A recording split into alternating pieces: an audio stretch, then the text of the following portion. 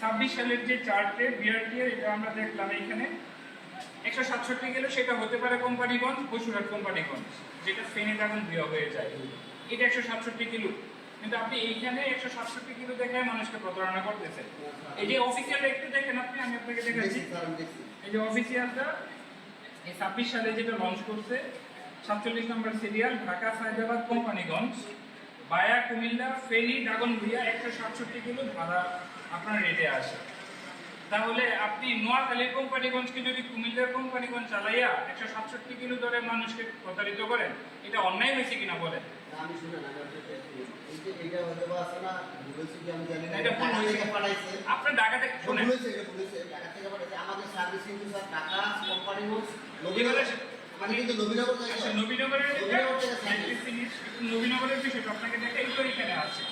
নবীনগর থেকে আমি দেখাচ্ছি, ঢাকা সায়দাবাদ নবীনগর যেটা,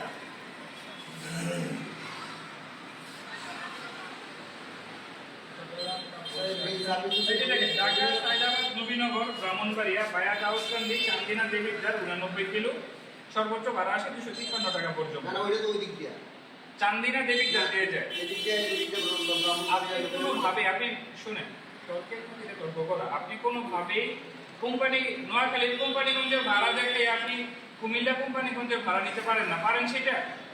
এটা অন্যায় হয়েছে কিনা বলেন? আপনি নর্মালি ভাড়া নেন 250 টাকা, ঈদের মধ্যে যখন বেশি নেন তখন এই চার্টটা দেখাই দেন, ইভেন এটার কোনো মেইন কপি নেই। আর যদি আপনি মুরাদনগরের ভাড়া ধরেন, তাহলে ঢাকা থেকে মুরাদনগরের ভাড়া হচ্ছে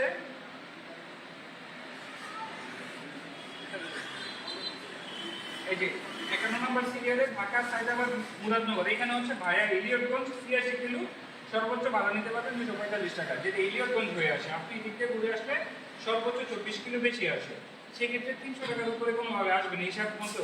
কিন্তু আপনারা এই যে অন্য আরেকটা কোম্পানিগঞ্জকে, নোয়াখালী কোম্পানিগঞ্জকে আপনি কুমিল্লা, এটা আপনি না, আরে বাবা আপনি মানুষকে প্রতারিত করতেছেন কোম্পানিগঞ্জ দেখাইয়া। আরেক কোম্পানিগঞ্জকে যে দেখেন, আপনি তো দেখতেছেন ভাগ, এই কোম্পানিগঞ্জটা করতে দেখছেন কিনা?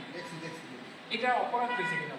এটা যদি এখন হয়তো অপরাধী এই অপরাধকে বিবেচনায় এনে আপনি মানুষকে প্রতারিত করতেছেন বা মানুষ থেকে অতিরিক্ত ভাড়া আদায় করার অপরাধে আপনাকে 20,000 টাকা অর্থদণ্ড, অনাদায় 1 মাসের কারাদণ্ড প্রদান করা হবে।